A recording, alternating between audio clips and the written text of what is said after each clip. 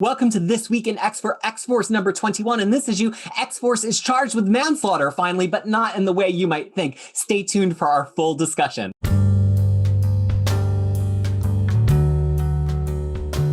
Welcome to our discussion of X-Force number 21 out on the 7th of July, 2021. We're going to get into full spoilers about this. We're going to give our opinions and dig in a little bit to the plot as well. So you have been warned.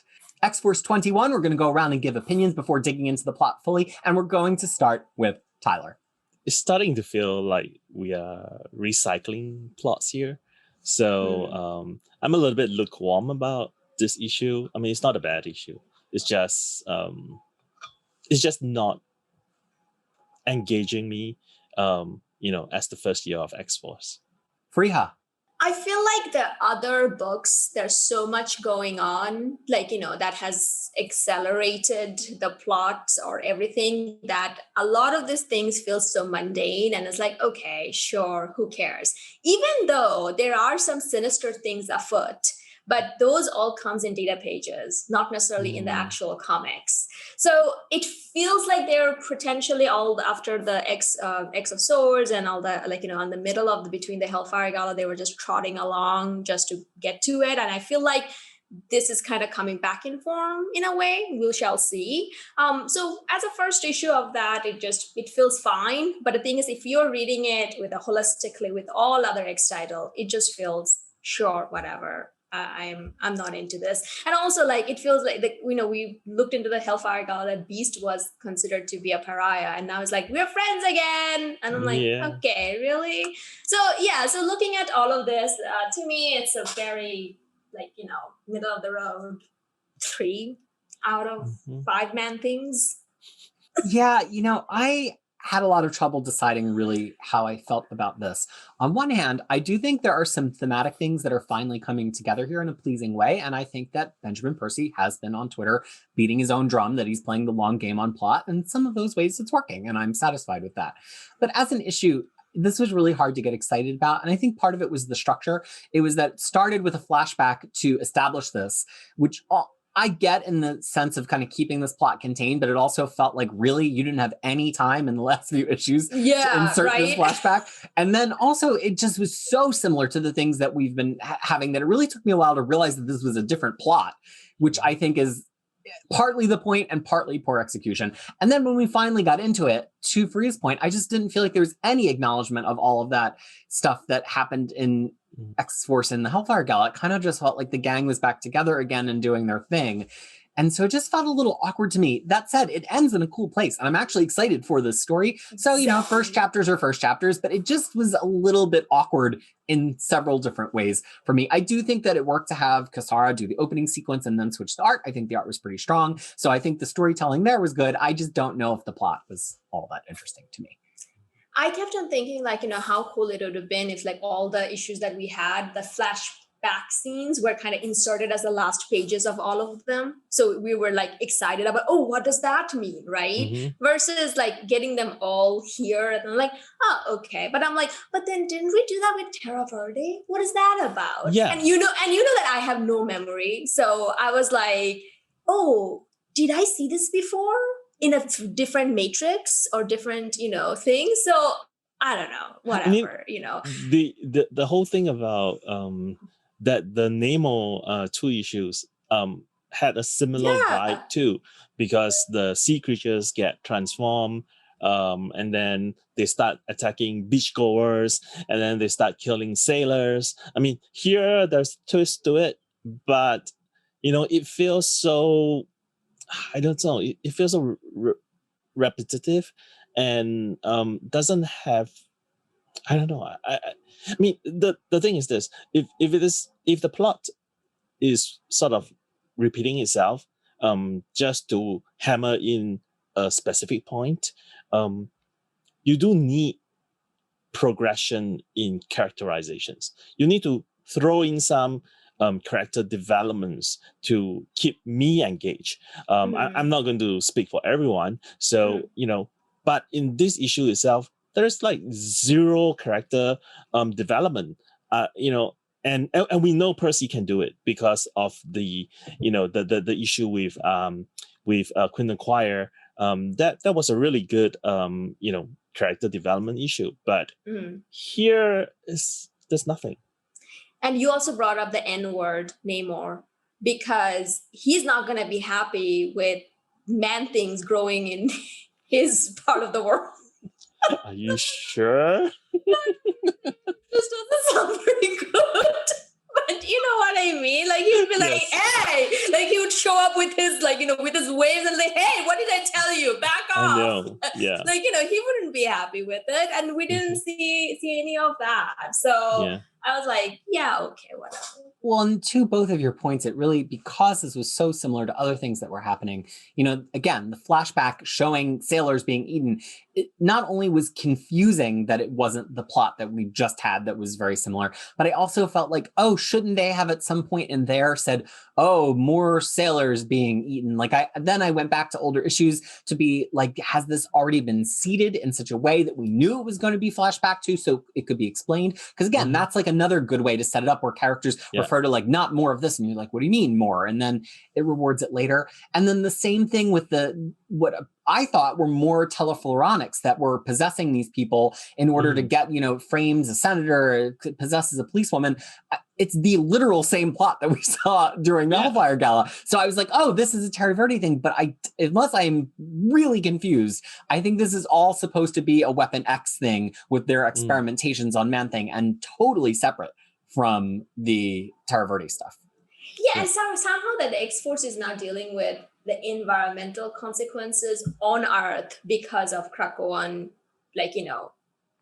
Krakoa's existence, right? Like it seems like it's going into that direction of it. And I'm like, okay.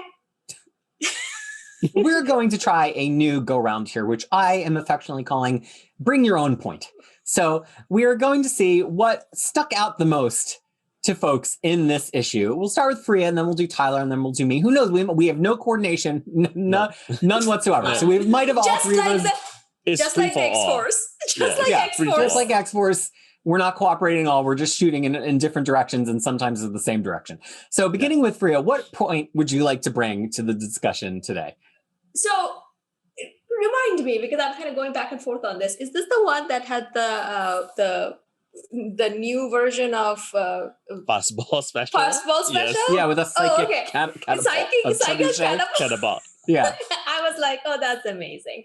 I love that. That was like, because, we were talking in New Mutant about synergy, and all of that. So I was like, oh, this is like a good one. I really like that. And then the one that really stuck out to me at the end is the final words over here. Could Krakoa similarly infect us by eating its food, breathing its spore, taking its medicine? Are we already in a stage of early symbiosis? But more from the mutant point of view, I'm kind of worried how it's actually affecting the humans, because all the medicine comes from that. Yeah. And we already know that, what's his name? Dr. Nemesis. He's not really altogether there in the brain, and he wouldn't care about humans. How dare you? And exactly. So I don't know how much experiment he has done to kind of fast track it, and what's going on, and how it's going to affect, and how this is going to come to bite them in the ass later. That's what I was kind of. And flashback to our long time listeners. One of the initial suppositions about plot coming out of House of X, Powers of X by our long lost brethren, Zach. Maybe he was a precog and they won't let him out of the resurrection protocols, and that's why he hasn't been back in the show. I don't know. But he coined this term plantinals. And he's like, of course, everybody's taking the medicine, they're drinking the fruits and eating the fruits of Krakoa. They're all going to become living plantinals. Plantinals? Yeah. Don't you remember the plantinals? He said that. It was a key plot point for you. Yeah. You gotta go reread our back issues. Yeah, exactly. And here we are. Sage, 24 months later, has finally caught up with Zach's plantinals theory. It's not Sage? Who wrote the second data? It's Race. Oh, right. It's Rice. The second one is Rice. Yeah. So the thing is, that's what I think I am kind of more interested in, because the thing is, we're seeing that in Sword, rest of the universe is like, what are you talking about? And then in the world, they're dealing with this already. I forgot, it wasn't here. It was the other one that we were talking about. That Hellfire Gala was not a success as they were hoped to be, in terms of relationship. So I feel like this is kind of the next stage of the story. Is potentially heading this way, and it's a valid thing. To be honest, now human has a justifiable reason to come after the mutants. You made us sick. Like it's. You know what? Go for it. We cure you, but only to make you sicker. Sicker. In that sense. Yeah, and I'm like, you know what? This is fine. Now it will be completely justifiable. It's not about, oh, you're evolving beyond us. No, it's like, you mofos are killing us. Like, we need to do something about this. Where's our sentinels? Like, yeah. So I think I'm kind of liking the way where the plot is going. Yeah. I hope it's not something just a one line, it gets picked up. So, to me, this was the point that really stuck with me. All right, Tyler, it's time for your bring your own point. Did you have a different one than Fariha's? My bring your own point is exactly the same. We brought like 2 bottles of the same wine. Sometimes it happens. Yeah. Same vintage. But let me do something slightly different with this very last point. So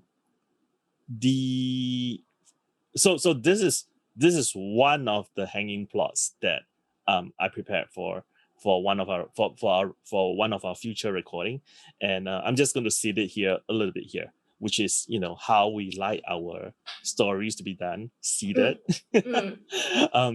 So this is dealing with the dominating influence of Krakoa, and so we have seen like different scenes of this happening.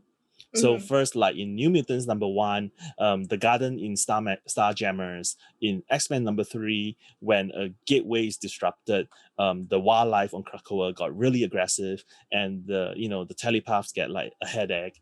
And then with Black Tom not getting a break, and then with Mondo getting sent to this dark place when Krakoa takes over him.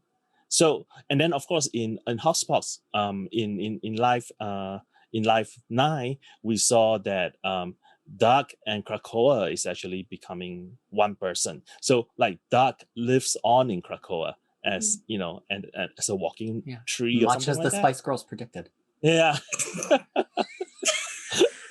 So I think this is another sort of like point to sort of add to this whole list of the influence or maybe the side effects of Krakoa, so to speak, because the food is produced by Krakoa right now, as Cecilia Rice wrote, right? Like you live on Krakoa, you breathe, I don't know what you take in, and then the food is produced, and even people with allergies like Krakoan bagels allergies, eating them. So yeah, I mean that might be something that is a long-term plan of Hickman. And you also know that this is a tax, another rule, right? Like the rule number 3, respect the land. We have Way of X tackling make more mutants, trial of Magneto potentially murder, or all of that, and then this is the rule number 3. It's like how much respect you can have for a land that is killing you. We shall see. Let's all move to Mars. That's right. I'm sure there's not going to be any problems with respecting the land there. Yeah. Nobody's ever run into trouble when they tried to do anything on Mars before in the Marvel universe. Right. Yeah. Exactly. Well, my bring my own point, my BYOP is I thought Tyler was going to get into it, but I actually think it's a little bit separate. From the very beginning, from the first issue, this book was solicited as the mutant FBI and CIA and the split between them two. And I think many of us, although not all of us, have always read that as internal security versus external security. But I think the theme that has emerged, especially after X of Swords, especially given the Hellfire Gala issues, is the idea of the CIA and it's intervention and constant interventionism. The whole point of having an external force to neutralize threats to your country is that you're constantly intervening anytime anyone else feels like that they might kind of impede on your territory at all. And whether that is starting revolutions or putting down revolutions or, causing coups to happen or whatever, it's all interventionism. And I think that here we're really getting the sense of it's not just our mutant CIA, it's everybody's interventionism, all kind of in a puddle of intervening. And we're seeing how similar all of the technology is, how similar all of the people are. They're all really trying to do pretty similar things at a pretty similar time. And it really highlights how nobody is right.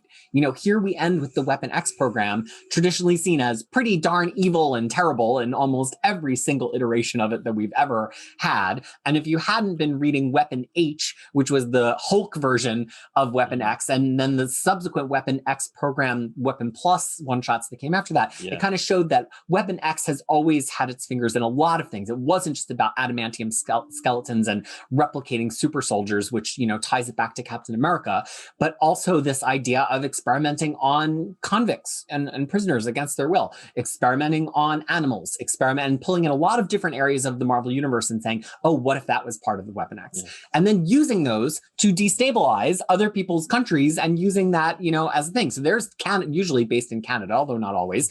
There's Canada. Now we have Terra Verde and what? Fariha's like, how dare you?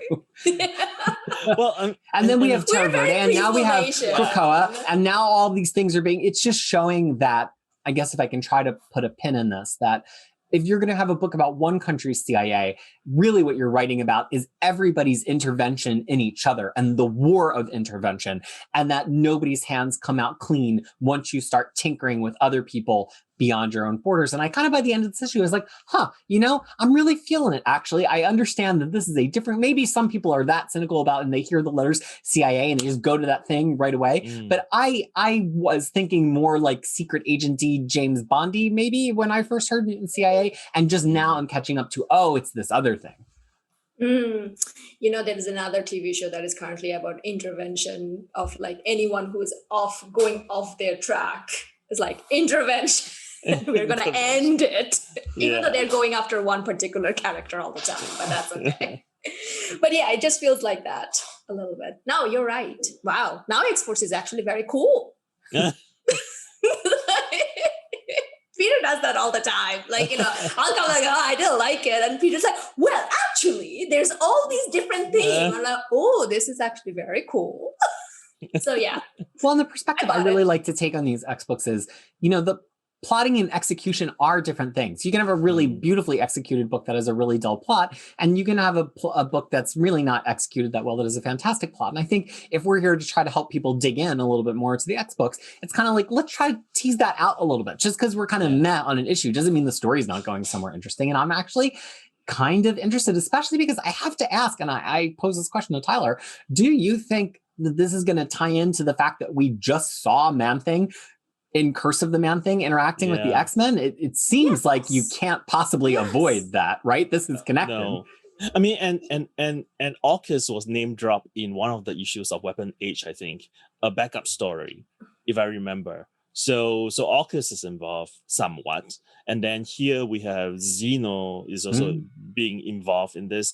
And at this point, we don't know Xeno and AUKUS if there are some relationship. We do know Xeno has a relationship to, has a link to the Russian. And the Russia side is another, potential volatile point for Krakoa, because they are probably developing their own mutant nation somehow, and they have ability to sort of block out Cerebro. So that is something that needs to pay some attention to. So we've got Russia, we've got vampires, we've got Terra Verde, we have Weapon X / manslaughters. There's a lot of external threats that actually, from their perspective, are just pretty much doing the same things that the mutants are. Do you think your boy will go to Russia to become the head of the council for the Russian mutants? That is one of the hanging plots. Okay. I Well, do like my folks, hanging plots. stay tuned for more X-Force and more hanging plots as we get into a whole new, apparently, arc with a whole new foe for X-Force. We want to know from this issue, what point would you bring to the Bring Your Own Point party? Was there something else from this issue that is worth discussing and exploring? Please comment below and we will have fun chatting with you about it. But until we get to do this again, Fariha, why do we get together to talk about X-Men and X-Force and X everything every X week? Because X-Men is better when it's read together. That is right. So on behalf of Fariha, Tyler, our absent friend Harry, and myself, I want to thank you for listening to this episode of This Week in X. We have more episodes all around the channel covering all of the X-Men books from X of Swords to present. So take a look. And until we get to talk to you again about an X-Men book, we say we hope that you are well. Bye. Bye.